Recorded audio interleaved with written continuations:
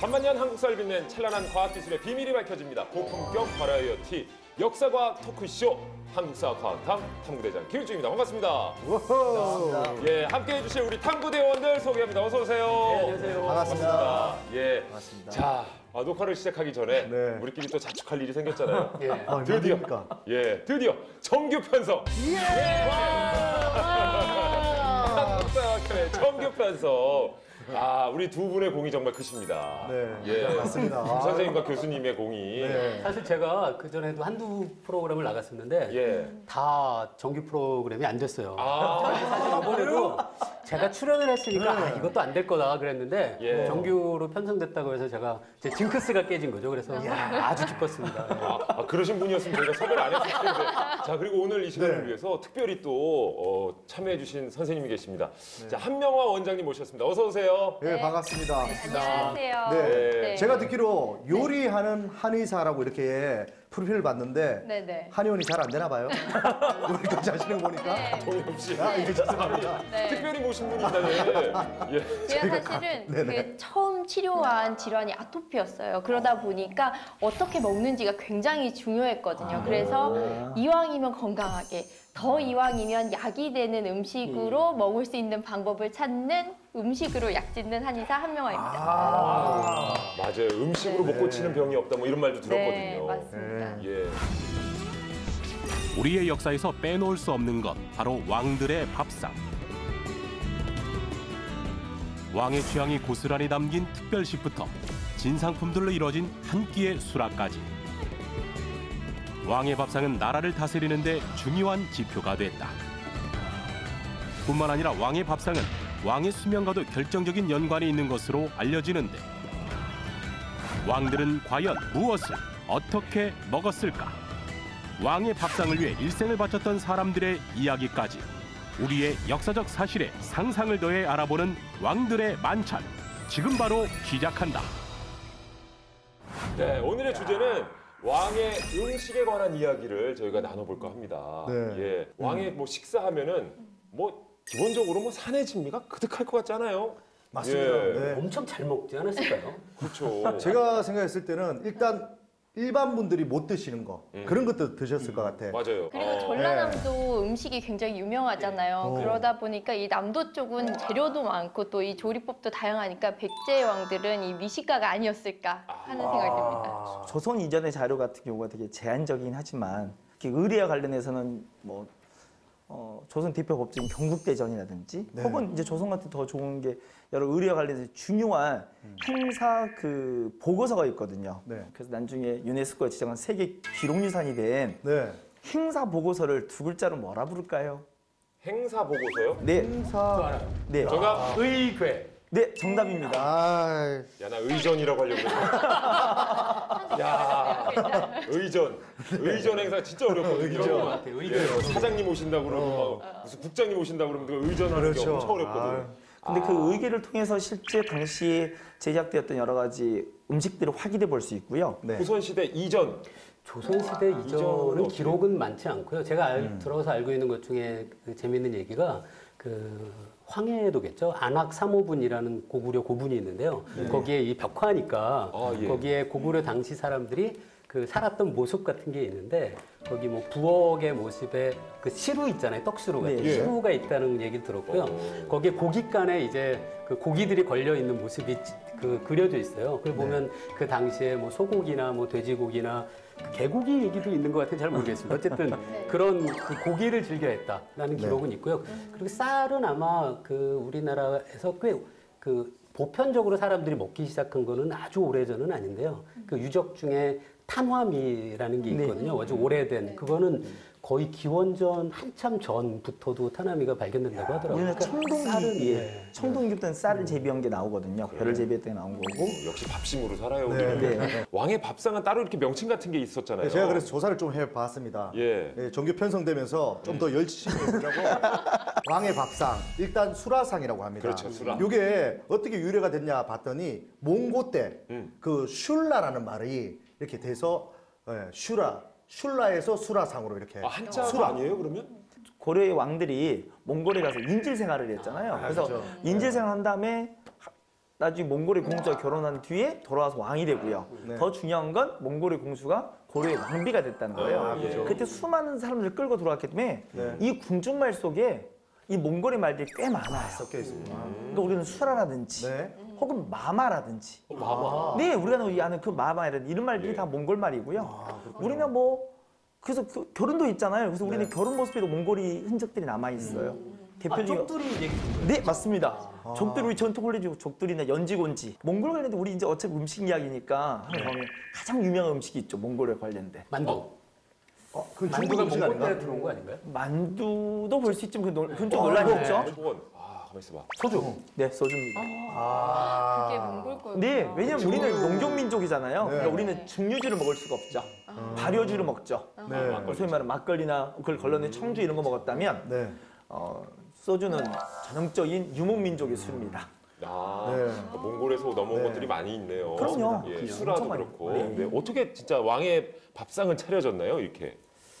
왕의 밥상은요. 이게 왕은 먼저 식사를 크게 이제 수라로 부른다 했잖아요. 네. 수라는 크게 두 번이 있습니다. 네, 아침과 저녁 수라 두 개가 있고요. 네. 그리고 이제 그 사이에 이제 점심이라 불릴 수 있는 낙것상이 있습니다. 낙것. 낙것이라 불렀거든요. 낙것. 네, 그게 우리가 하는 점심이에요. 아주 가볍게 가는. 그리고 그 아침이 10시쯤 식사를 하시면 너무 배고프잖아요. 이 양반이 기상시간이 대충 몇 시인 줄 아세요? 일찍 일어나셨을 아침 한 거예요. 6시쯤 되면 네, 일어나죠. 새벽 4, 5시 일어나요. 네, 그럴 것 같아요. 4, 5시. 근데 우리 네. 조선의 뒤에 보시면 이제 조선 왕들의 평균 수명이 되게 짧거든요, 생각보다. 수면 부족. 네.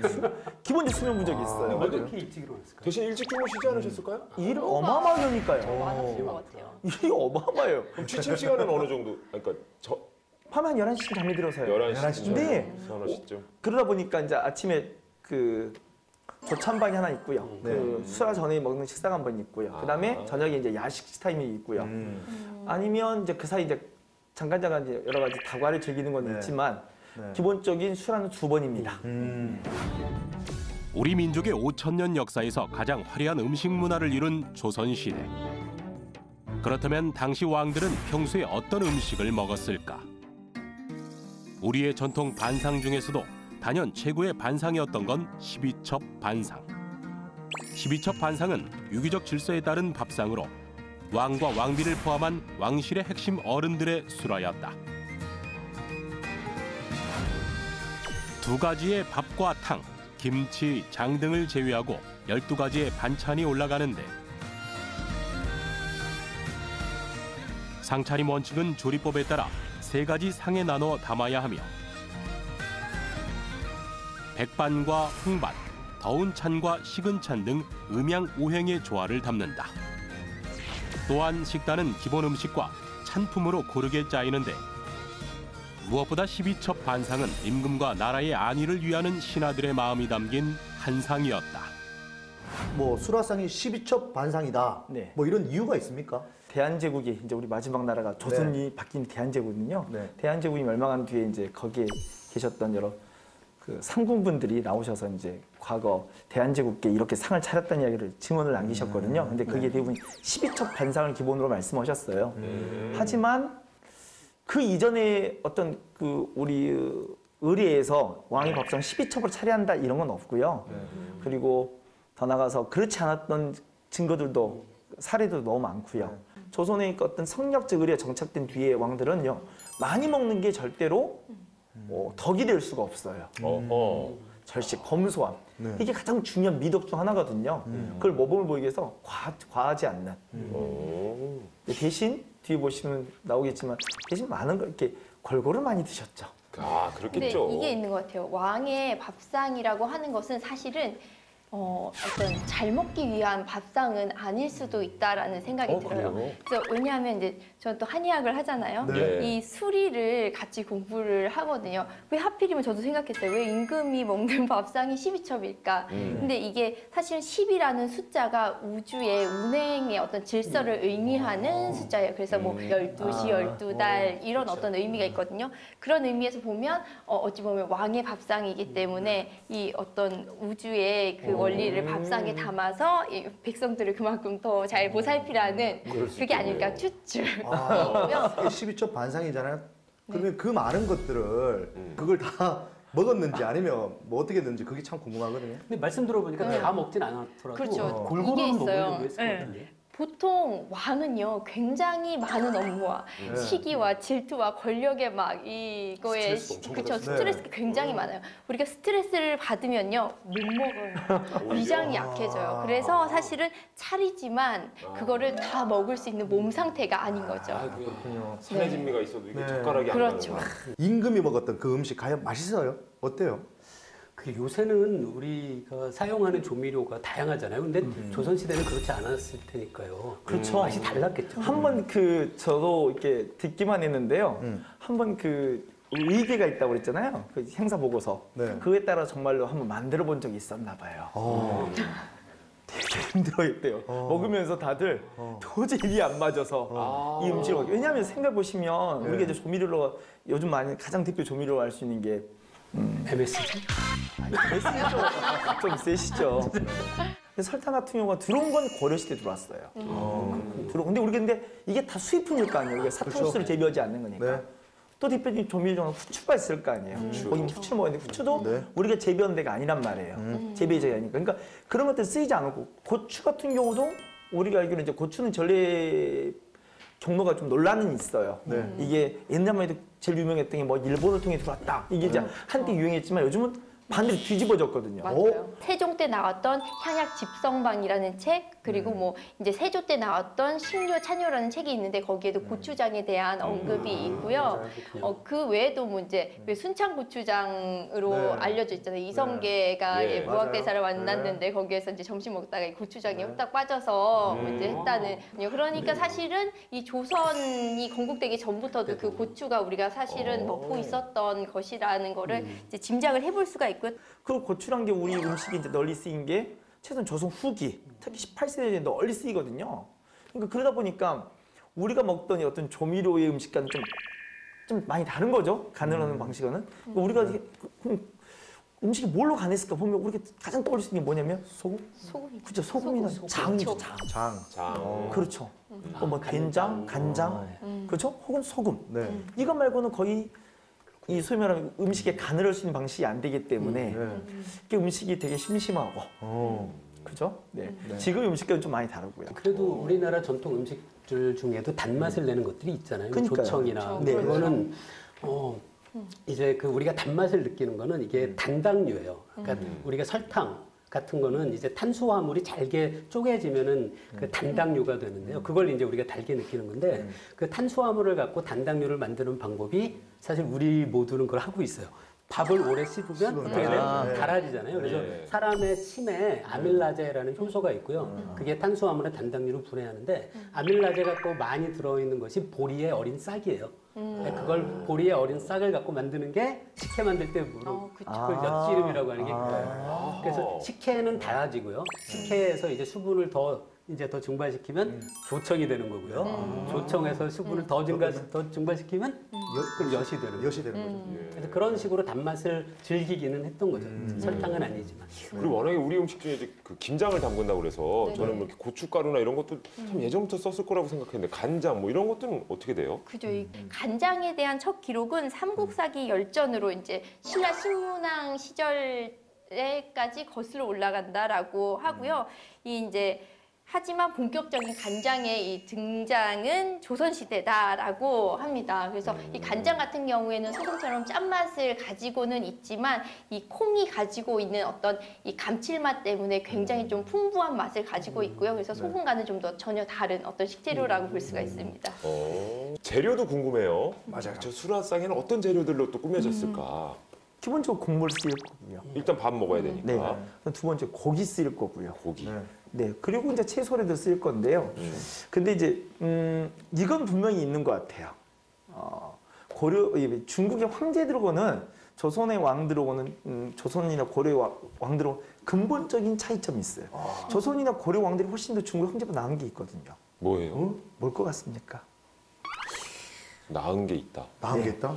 뭐 수라도 얘기 들어보니까 그렇게 막 화려하게는 안 드셨던 것 같고 또. 근데 전국에 있는 음식을 다 맛볼 수도 있었습니다.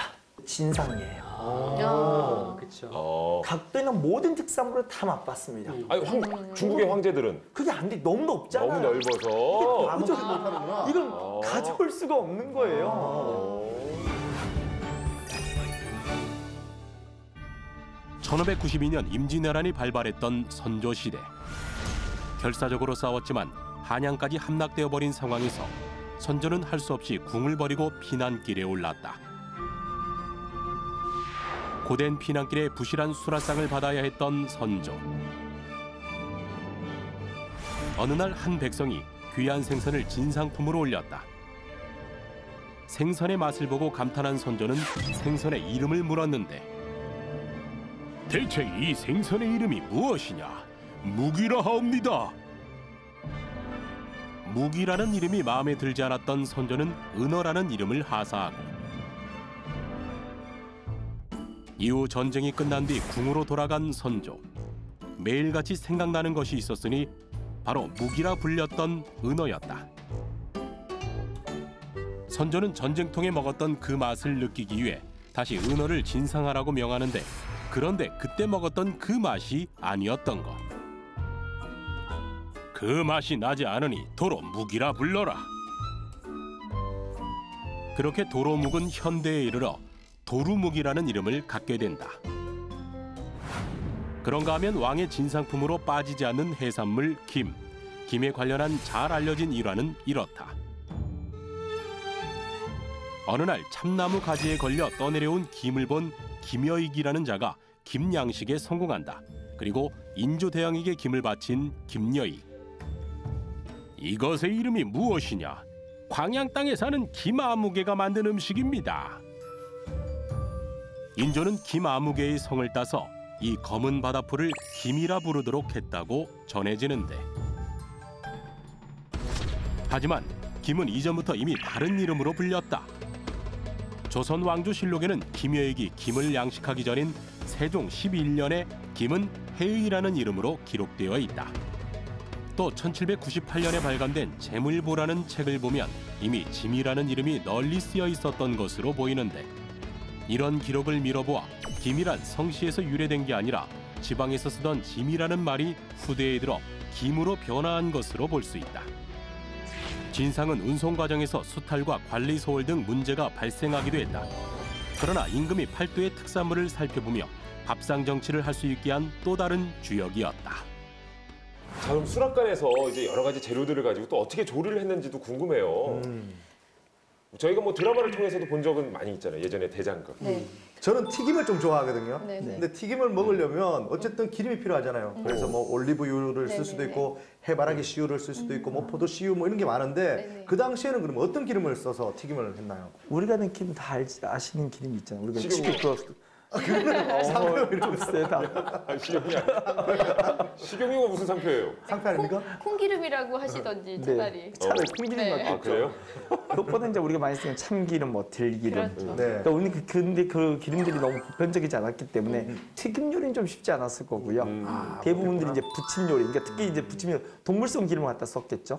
동물성 기름? 네, 대표적으로 돼지. 돼지 비계 같은 걸 떼서 실제로 그거를 기름으로. 돼지 기름 괜찮았을까요? 그때 또 수락관에서 그래도 돼지 기름을 썼다는 건? 그죠. 이 돼지 기름이 사실은 약용으로도 많이 썼습니다. 이 뭐 저기 영화에 나오잖아요. 인조 그 저기 뭐야 병자호란 때 예. 맞나요? 그죠? 네. 남한산성? 네, 남한산성 때 왜 손이 막 어니까 돼지기름 네. 막 갖다 주고 그러잖아요. 실제로 맞아요. 예, 이 손 동상에 걸리거나 혹은 화상에 걸리거나 어떤 피부에 염증이 생겼을 때 이 외용제로 많이 썼고요. 뿐만 아니라 이 돼지기름 먹으면 살찐다라는 내용이 실제로 의서에도 나옵니다. 그래서 오. 이 피부를 윤택하게 하고 살이 오르게 하고 뭐 장위를 윤택하게 한다 이런 얘기가 나오는데 사실 현대인들은 워낙에 잘 먹잖아요. 예전에는 고기라고는 사실은 어쩌다 한번 볼 수 있을 정도였으니까 그게 굉장히 도움이 됐을 수가 있지만 근데 그때도 사실 소화가 안 되거나 어떤 질병에 걸렸을 때는 돼지고기를 피하라고 하거든요.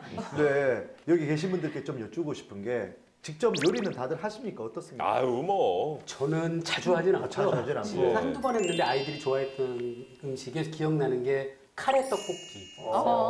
만들기 엄청 쉽더라고요.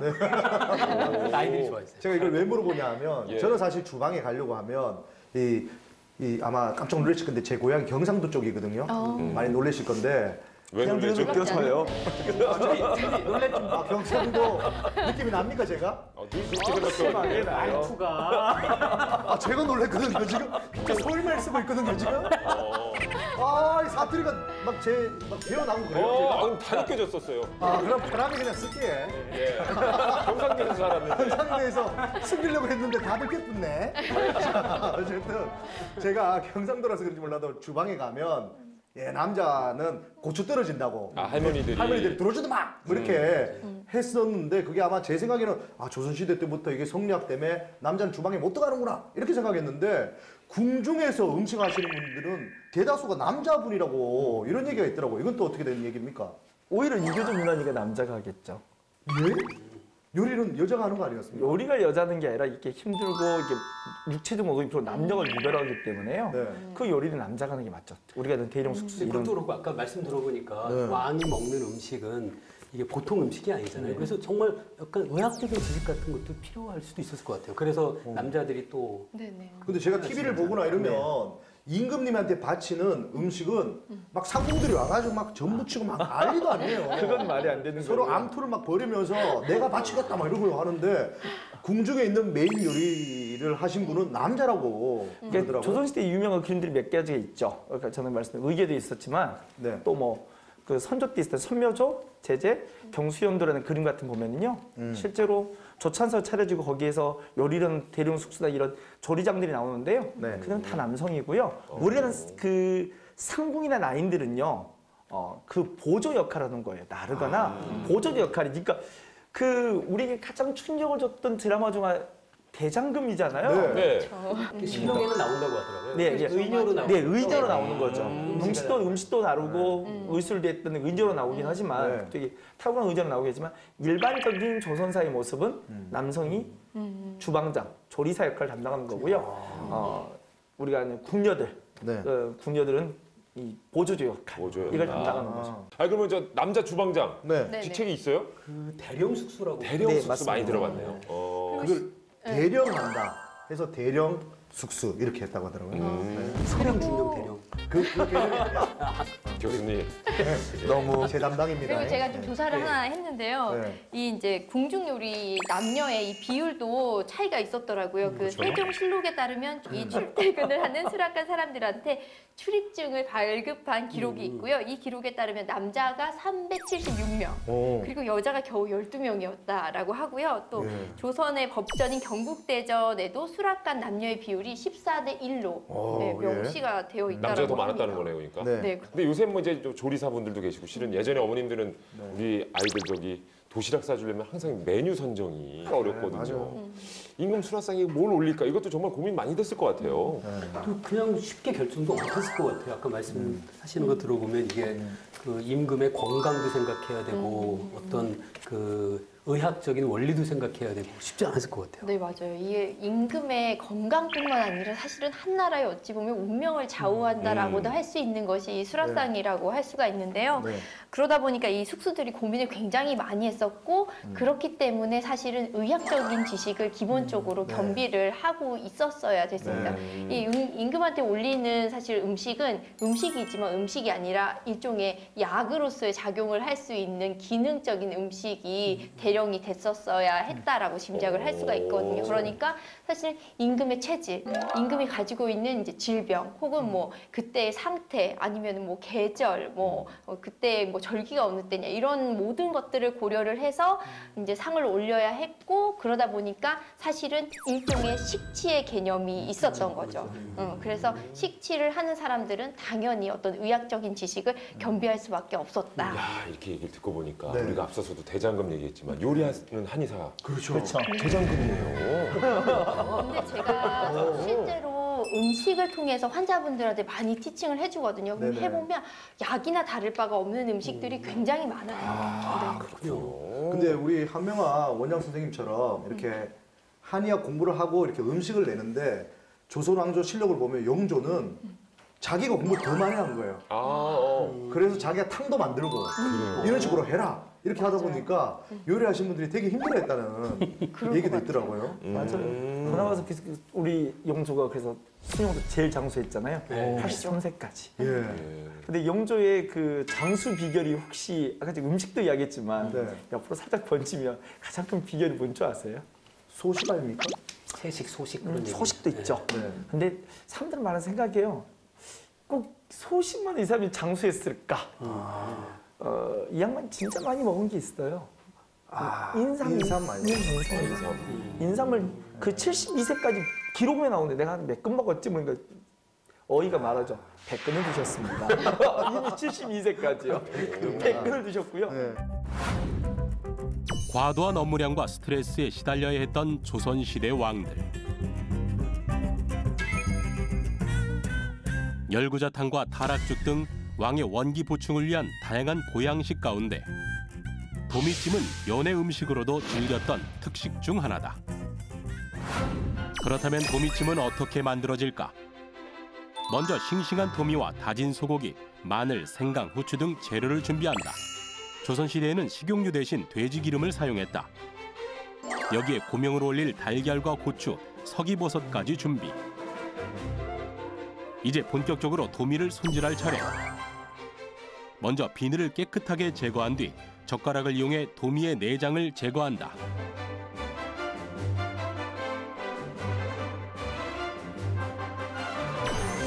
다음 일정한 간격으로 칼집을 낸 뒤 소금과 후추를 뿌려 재워두는데 이때 생강즙을 골고루 뿌려주면 비린내 제거에 효과적이다. 다음 다진 소고기에 소금과 후추, 마늘, 참기름을 넣고 버무려 간을 맞춘다.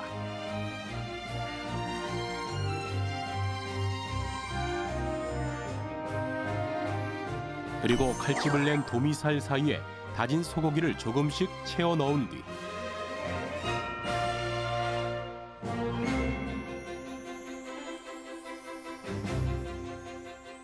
찜통에서 물이 끓은 시간부터 15분 정도 찌는데 도미를 찔 동안 고명을 준비, 고추와 석이버섯을 가지런히 썰고 달걀 지단도 붙여 5색의 고명을 차례로 올리면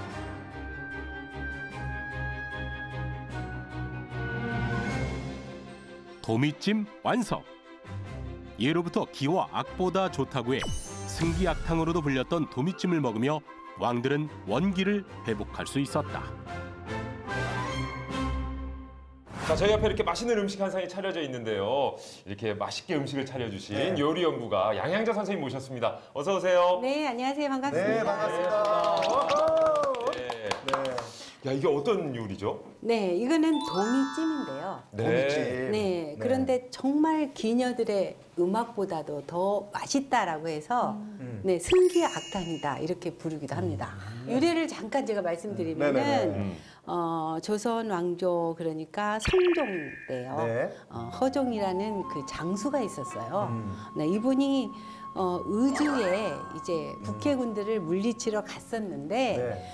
백성들이 이 도미찜을 맛있게 해서 이제 그분한테 드린 거예요. 조선 요리학에 기록이 되어 있습니다. 아, 그렇군요. 네. 서원을 드리냐면요. 네. 조선 초에 이렇게 그 조선의 국경을 침범했던 이들이 외구도 있지만 여진족이 있거든요. 그 호종이란 분이 성종 때 여진족 쪽으로 나가신 거예요. 네. 그때 이제 그 지역 백성들이 네. 꼭 이겨달라고. 그러니까 이런 식단도 어떻게 보면 좀 저희가 왕의 요리에 대해서도 얘기하고 있거든요. 네, 그렇죠. 왕들께서도 즐겨 드셨던 식단인가요? 사실 조선시대 때는 이 도미찜이 이품이라고 했어요. 일품은 민어찜, 네, 이품이 도미찜, 삼품이 보신탕이었습니다. 네, 네, 그만큼 이제 보양식으로 통했다라고 볼 수가 있죠. 예. 아, 근데 저는 도미를 보는데 위에 이렇게 네. 고명이라고 합니까? 네, 이게 고명이죠. 왜 이렇게 올라와 있는 거예요? 사실 이 고명이라는 거는 우리나라는 굉장히 그 오색, 오미 뭐 이런 것들을 굉장히 귀중히 여기는 색동이죠. 예. 예, 그런데 이렇게 고명을 올리면은 저 이제 음식을 만드는 사람들은 아무도 만지지 않았습니다. 사실은 포유죠. 당신을 위한 거다라는 그런 뜻으로 이렇게 고명을 올려놓는 거예요. 아, 네. 그렇죠. 이렇게 네. 하면 누가 선압했구나. 그렇죠. 재활용한 게 아니구나. 그렇죠. 그렇게 되는군요. 네. 저희가 그러면은 예, 수저도 놓여 있으니까 네, 네. 저희가 마치 왕이 된 것처럼 맛을 한번 맛보가요? 예. 네. 아주 따끈따끈하니 맛있습니다. 제가 임금이다 생각하고 드시면 되겠습니다. 네. 어떻게 건드려요? 네. 그러니까 이게 너무 자, 이제 아름다워서 안에 보면 여러 가지 진짜 깜짝 놀라는 게 들어있어요. 한번 네. 쫙 보세요. 네. 이거 어떻게 뒤집어야 돼요? 뒤집을 필요 없고요. 뒤집을 필요 없고 그냥 여기서 이렇게 한번 고명을 이렇게 드러내면 되는 하시고 거예요? 고명도 같이 드시면 됩니다. 고기가 들었네요? 네. 정성이 아주 많이 들어갑니다. 야, 네. 보통 이제 우리 한의사 원장님께서 이 소고기와 또 도미의 조합에 대해서도 항상 말씀해 주지 않나요? 일단은 원래 이게 여름철에 아까 민어 얘기하셨잖아요. 민어가 이제 대표적인 보양식으로 많이 쓰였는데 도미도 마찬가지로 이게 흰살 생선이면서 흰살 생선의 특징이 그 등푸른 생선에 비해서 소화가 굉장히 잘 되고 양질의 단백질을 가지고 있거든요. 그러니까 여름철에 기력 떨어질 때 많이 먹을 수 있는 생선이 바로 이 도미라고 할 수가 있거든요. 그리고 여기에 이제 우리가 이제 쉽게 접할 수 없는 그 시대에는 소고기가 같이 들어가면서 좀 더 이제 더 보양 플러스 알파가 된 거죠. 아, 근데 소고기랑 저는 생선이랑 같이 이렇게 먹어보는 건 처음인데 잘 어울리죠, 괜찮네요. 조화롭네요 입안에서. 사실 여기 도미에는 우리가 필요한 필수 영양 성분들이 다 들어 있습니다. 그래서 우리가 기력이 떨어질 때 이거를 드심으로써 아주 그냥 왕성한 그런 기력을 챙길 수가 있죠. 네, 그리고 이 도미 중에서도 제일 맛있는 부분이 어딘지 아세요, 다들? 잘 모르시죠? 머리보다 더 맛있는 게 눈입니다. 이 안에 젤라틴 같이 쫀득쫀득한 주세요. 비타민 A가 있어가지고 몸에는 좋지만 주세요. 네, 오늘 좀 미안하니까 예. 그럼 이거는 다른 반찬들도 네. 그러면은 네. 우리 왕들도 똑같이 받았던 네, 그렇죠. 나물들. 네, 나물들도 다 이제 김일중 씨 오늘 출연료 없이 이거 가져가세요, 그냥. 자, 그래도 될 정도로 네. 야 위에 고명이랑 같이 드셔보세요. 네. 뭐 우선 먹는데 깨는 질문 하나 드릴게요. 네. 네. 이 오색으로 된 우리가 아는 가장 유명한 음식 중 하나가 뭐가 있을까요? 오색으로 네, 된. 오늘 나온 왕과도 관련이 있습니다. 음식? 저 알 것 같아요. 뭐예요? 탕평 채 맞습니다. 네. 맞네요. 평평채 5색이 들어갑니다. 예, 예. 사실 탕평채만 들어간 건 아니에요. 비빔밥도 들어가죠. 신설로도 뭐 그렇죠. 우리 김치도 보이진 않지만 오방색이 다 들어 있어요. 그래서 이 5개가 다 그 방위를 가리키는 거예요. 네, 그렇죠. 사방하고 이게 가운데. 우리가 아는 좌총령 우백호 그러잖아요. 네, 네. 좌가 이게 동쪽이 푸른색, 서쪽이 흰색, 남쪽이 빨간색, 그리고 북쪽이 검은색, 그리고 가운데가 황색. 네, 황색. 왕이구나. 그러니까 우리 조선시대 때 우리 당 중에 뭐 동서남북, 동인, 서인, 북인, 남인 그랬잖아요. 네. 이 4색의 당들이 잘 지내길 바라서 4색을 넣고 황색은 바로 왕을 상징한 거잖아요. 그렇구나. 자, 오늘 여러분들도 이렇게 오방색을 드셨으니까 우리 같이 아주 사이좋게 지내시자고요.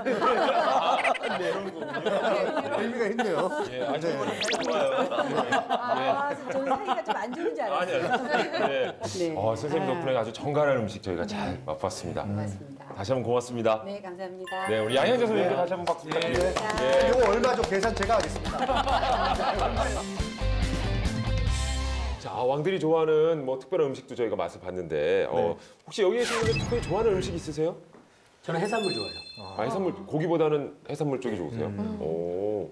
저는 사실 프로그램 몇 개 말아 먹다 보니까 국밥을 좋아합니다. 그걸 말아가지고 그럼 안 좋아해야 되는 거 아니에요? 보통? 그냥 말아 먹다 보니까 차라리 이거를 특화시키자 해서 오히려 잘 국밥 말아 먹습니다 제가. 예. 저는 궁금해요. 저는 원장님은 어떤? 된장, 청국장, 비지찌개 이런 거 좋아해요. 이 장 쪽을 또 토속적이에요. 네. 참 왕들의 입맛도 정말 얼마나 까다로웠을까. 여기 있는 사람들 다 다른데 네. 다 예. 달랐겠죠. 각자 좋아하는 음식도 있었을 것 같아요. 왕들마다. 뭐 유명한 아까 지금 이야기 나오기도 했지만 고기 덕후인 우리 세종도 네. 있고요. 더 나가서 음식을 참 자유롭게 즐겼던 연산도 있고요. 그리고 아까 지금 영조 같은 영조 음식 같은 게 되게 화제가 되고 있죠. 요즘 책도 많이 나오니까요. 그 영조 좋아했던 음식 보리밥도 있고 타락죽도 있고 고추장도 있고 그렇죠. 그리고 이 양반도 생각보다 애민 백성을 즐겨한다 하지만 진상품 중에 사슴꼬리도 좋아했습니다. 사슴꼬리를 좋아하는 게 꼭 연산뿐만 아니라요. 네. 영조도 꽤 좋아했고요. 사슴꼬리 뭐 먹을 게 있다고 그걸. 영조는 70세 이후에요. 갑자기 흰머리가 까매지기 시작했고요. 기록이 나와요. 심지어 자랑도 해요. 그냥 뭐 82세인가 기록이 81세인가 기록이 실록 기록이 나와요. 네. 이빨을 보여주거든요. 나 이빨 새로 났어. 뭐? 근데 이게 새로 났어요? 가능한지 잘 그런 모르겠으나 경우가 실제로 있어요. 있어요? 응, 맞아요. 실제로 있어요. 이빨이 새로 났대요. 정말요. 노인분들이 이빨이 새로 나는 경우가 있고 심지어는 이제 저희 환자 중에 한 명이었는데 정말 검은 콩을 먹으면 머리가 나냐고 네. 정말 꾸준히 드셨대요. 흰 머리 밑으로 검은 머리가 실제로 올라오는 분이 실제로 그 있었어요. 영주 기록이 실제 나와요. 그게요. 신기하네요. 근데 저는 좀 믿기로도 이빨이 났다는 말에 83세까지 살았던 장수왕 영조. 먹거리와 의학이 발달하지 않았던 그 시대에 영조가 장수할 수 있었던 비결은 무엇일까? 그 첫 번째는 바로 소식. 영조는 하루 5번의 수라를 3번으로 과감하게 줄이고 12가지 넘는 반찬수를 반으로 줄였다. 단 소식을 하는 대신 끼니는 절대 거르는 일이 없었다. 영조는 회의를 하다가도 수라는 꼭 챙겼다는데 머리를 많이 쓸수록 열량 보충이 중요하다고 여겼기 때문이다. 두 번째 비결, 거친 음식을 즐긴 것. 평소 영조는 흰 쌀밥 대신 현미나 잡곡이 섞인 밥을 먹었다. 현미는 당뇨나 고혈압과 같은 성인병에 효과적으로 알려져 있다. 왕세자가 되기 전까지 백성들 속에 섞여 살았던 영조는 그들이 먹는 거친 음식으로 건강을 유지할 수 있었다. 또한 영조는 인삼과 송이버섯 등 흰색 음식도 즐겼다고 전해지는데 흰색 음식은 노화와 암을 예방한다.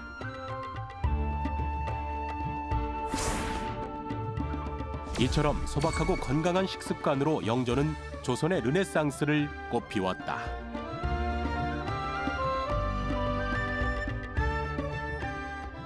근데 왕들은 음식을 다 잘 먹었다. 뭐 이런 얘기 같은데 사실 왕 중에도 편식하거나 뭐 별로 음식 안 좋아하시는 왕도 있었을 것 같은데 그런 그거 분들 매우 있나요? 무섭겠어요. 편식 뭐 요즘도 다 하는데 뭐. 편식하는 왕으로는 대표적인 게 우리 정조가 있고요. 아 정조. 예, 정조 생각 편식을 했고요. 왕들이 대부분 그렇지만 정조가 특히 소화기가 안 좋았어요. 그래서 물고기 같은 것들은 이제 먹지 않았다라고 하고요. 뭐 수원 왕갈비만 드셨다든지. 네? 아마 왕갈비 잘 못 드셨을 아, 그래요? 거예요. 오히려? 네. 네. 굉장히 또 건강에 신경을 쓸 수밖에 없었던 임금 중에 한 명이거든요. 근데 정조는 대신 가장 나쁜 걸 했죠. 잘 아시는 것처럼 담배를 우리나라 담배 골주로 가장 유명한 게 우리 네. 정조잖아요. 그래요? 담배를 많이 피웠다. 담배 사랑. 기록에도 많이 나옵니다. 담배가 세상에 제일 좋은 병약이라고. 스트레스를 많이 받으니까. 치료는 금연입니다. 얘기 들어보니까 조선 시대 왕들의 평균 수명이 야, 동엽 씨 우리 이 얘기는 깜짝 놀라요. 평균 47세? 네, 맞습니다. 우리가 이제 40이잖아요. 평균 44세. 47세래. 7세입니다. 47세입니까? 네. 47세. 야 그럼 얼마 지금 안 남았다. 우리는 7년밖에 안 남은 거예요. 얼마 안 남았. 왕인데. 형님 먼저 가시겠네요. 왕이 아니잖아요. 그러니까 조선 시대에 이거는 그러니까 요즘 시대에 치면 진짜 반도 못 사는 거예요. 100세 시대라고 하는데. 조금 더 센 얘기 해드릴까요? 뭐 예. 어떤 얘기 우리 있습니까?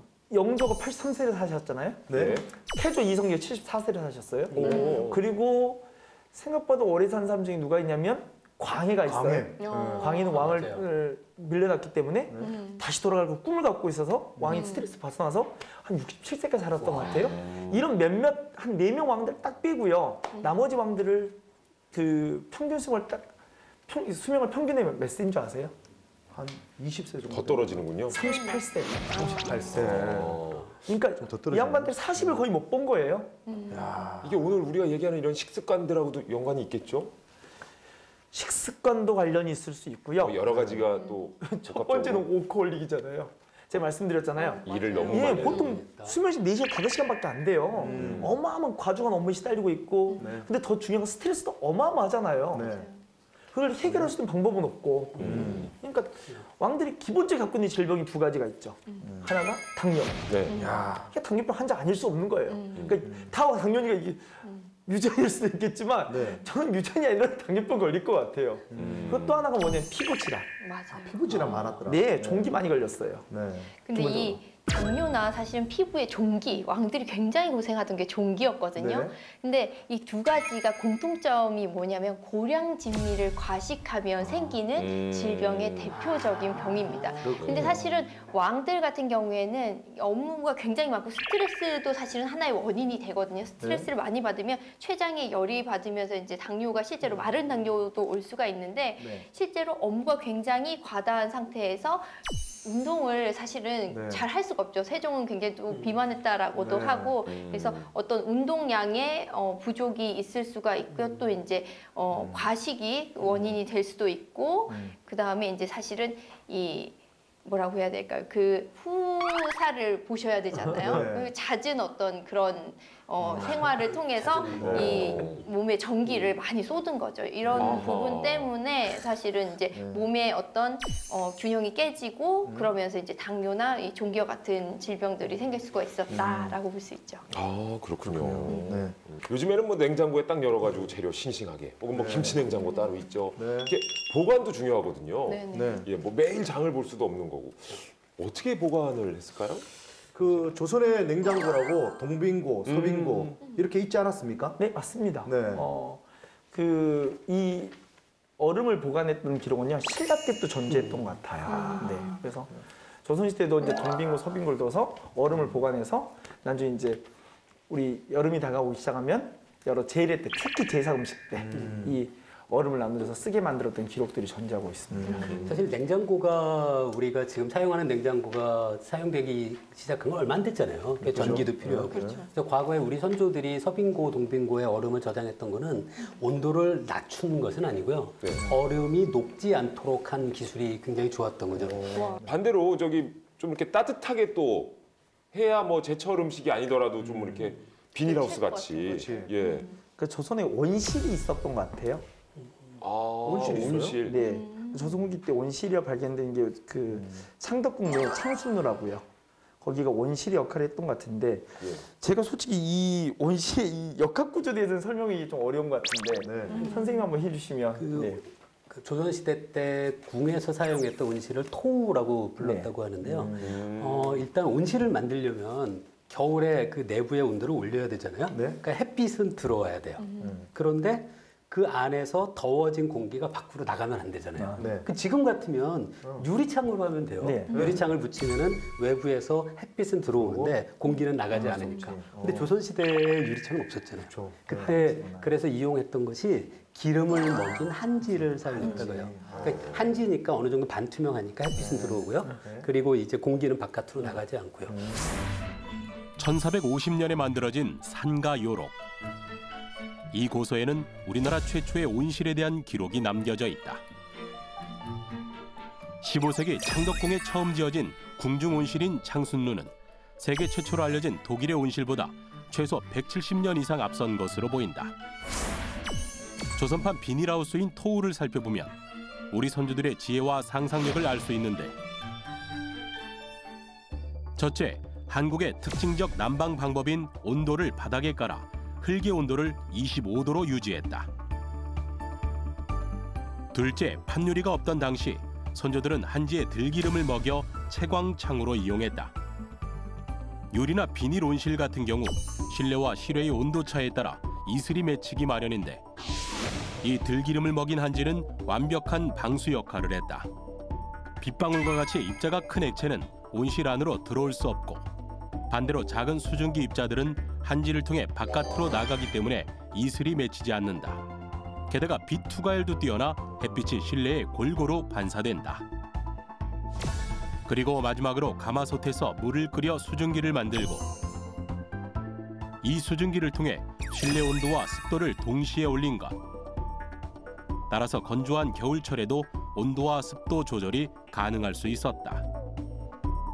이처럼 선조들의 과학적인 사고를 통해 만든 토우에서는 파종 후 3, 4주만 지나도 채소를 수확할 수 있었으며 한겨울에도 꽃이 만발했다. 저희가 이렇게 음식 관련 얘기를 하고 있는데 네. 갑자기 또 드는 궁금증. 이 만약에 조선시대 왕들이 예 정말 마치 영조처럼 네. 뭐 식습관이라든지 먹는 것들을 좀 더 소식하고 잘 챙겨 먹고 편식하지 않고 네. 이렇게 먹었다면 역사는 좀 달라졌을까요? 야 어렵다. 평균 수명이 한 60세 되고 일단 세종 그렇죠. 대왕은 네. 그 좀 고기 좀 약간 덜 드시고 네. 좀 오래 좀 많이 사셨으면 먹고. 좋지 않았을까요? 근데 세종은 업적을 남긴 걸 다 남기셔서 말년이 이제 그 당뇨 때문에 너무 힘드셔서 거의 안질이 너무 심해서 맞아요. 뭐 한쪽 눈은 거의 안 보이고 뭐 이게 또 한쪽은 앞에 사람을 구분 못할 정도까지 심했다는데 그 상황에도 창제하신 게 홍민정음이에요. 그분은 허실까 다 하셨어요. 아 근데 더 오래 사셨으면 뭐 뉴턴의 만율력법 저는 근데 저는 반대입니다. 왕들이 너무 오래 사셨으면 그 아들들은 완전 미쳐 나갈 것 같아요. 세자 책봉은 됐는데 왕으로 내가 가야 되는데 예. 계속 기다려야 되는 거예요. 그럼 영국에 한번 물어봐요 지금. 여전히 지금 왕자로 있는. 예. 어떤지 한번 물어보겠습니다. 그리고 조금 아쉬울 수 있는 왕이 누구냐면요. 네. 문종이 좀 그래요. 그렇죠. 그러니까 문종은 생각보다 되게 준비된 왕이었어요, 실제로는. 근데 재위기간 2년밖에 안 돼요. 근데 여기서 오해는 하지 말아야 할게요. 네. 문종은 얼마 못 산 건 아니에요. 이 양반 워낙 왕세자를 오래 했어요. 오래 해서. 심하게 어려운 거예요. 우리나라 왕세자 중에 아마 탑 1위에 가까운 사람이 이 사람일걸요? 왕세자 기간이 길었던. 특히 왕이 그 세종의 업무를 대리해서 특히 세종의 후방도 거의 모든 지적은 이 문종과 관련이 있어요. 그래서 나중에 이제 그 과로의 업무가 나중에 아버지 돌아가시고 난 뒤에 또 이 상도 치르고 이름이 너무 힘들어서 빨리 돌아가시는데요. 조금 더 그 오래 살았다면 세종과 비슷한 업적을 남길 수 있는 대표적 왕이 이제 문종 정도 되거든요. 저는 아까 맞아요. 인종, 영양실조로 네. 죽었던 인종이 네. 조금 더 고기라도 좀 챙겨 먹고 했으면 굉장히 좀 효성이 지극하고 왕중에서 바른 생활 사나이로 알고 있거든요. 그랬으면 조금 더 다른 업적이 추가되지 않았을까. 그랬으면 손조도 뭐 안 그렇죠. 또 나올 수도 모르는 있고 일이죠. 그러다 그렇죠. 보면 뭐 좀 맞아요. 어떻게 될지도 또 모르겠네요. 인종이 더 오래 살았으면 네. 그 뒤에 이제 이복 동생 명종이 왕이 오르지 않을 거고 네. 명종이 대가 안 크게 성조가 나오지 않을 거고 그렇죠. 뭐 역사가 바뀌어가는 거죠 실제로. 맞아요. 야. 근데 역사는 가정이 없기 때문에 근데 뭐 저희끼리는 뭐 재밌잖아요. 이렇게 막 진짜 가정해 보면은 예, 야 왕의 음식에 관해서도 우리가 이렇게 재미난 얘기들을 풀어봤는데 오늘 처음 출연해 보셨는데 어떠셨어요, 원장님은? 아, 네.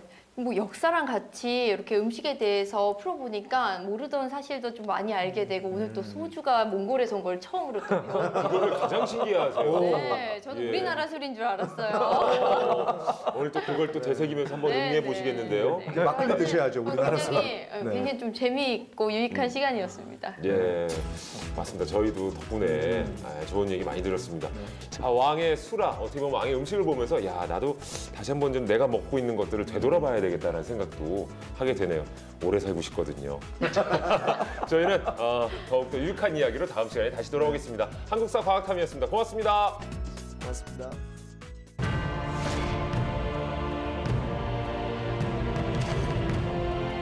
자, 오늘의 주제는 연산군과 광해군입니다.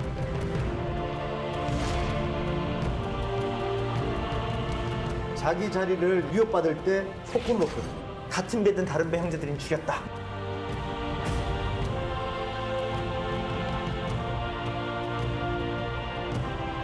싸우지 말고 강한 쪽에 붙어라.